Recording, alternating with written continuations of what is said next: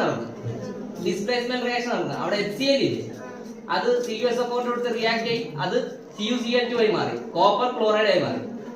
ഇപ്പൊ ഞാൻ ഇതിനകത്ത് ചെയ്യാൻ പോകുന്നത് ഈ അലുമിനിയം ഫോയിൽ ആഡ് ചെയ്യും.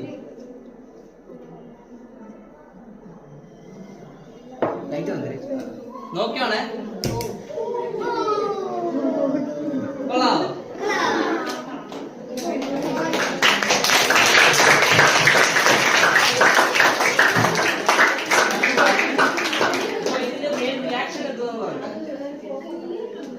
നമ്മള് ഇതിനകത്ത് അലുമിനിയം ഫോയിൽ ആഡ് ചെയ്തു. ആ അലുമിനിയം ഫോയിൽ ആസിഡ് കൂടെ റിയാക്ട് ചെയ്ത് നടന്നു ഡിസ്പ്ലേസ്മെന്റ് റിയാക്ഷൻ നടന്നു അവിടെ HCl ഇല്ലേ അത് CuSO4 കൊടുത്ത് റിയാക്ട് ചെയ്യും അത് CuCl2 ആയി മാറി കോപ്പർ ക്ലോറൈഡ് ആയി മാറി.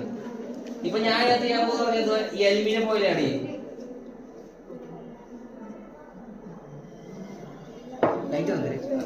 നോക്കിയാണേ കൊള്ളാമോ?